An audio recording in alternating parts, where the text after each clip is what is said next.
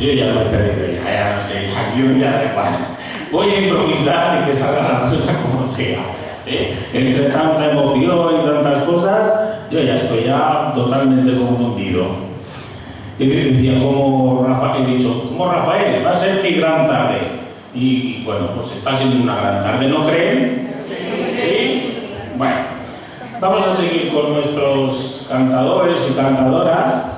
En este caso, pues con una cantadora que ya saben, como les decía esta mañana, nos va tatuando versos a fuerza de su cantar, a fuerza de su voz, a fuerza de su decir.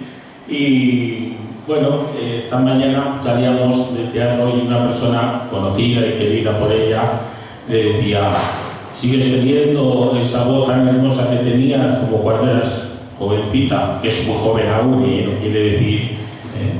Y yo le decía, sí, pero ahora tiene un plus, tiene ese plus también que aporta la madurez a la hora de saber expresar, interpretar, y ella lo hace, además de con una gran voz, pues con mucha sensibilidad, el canto de la jota. Así que ahora van a poder escuchar y disfrutar de la voz y el cantar de Esther Villarroya.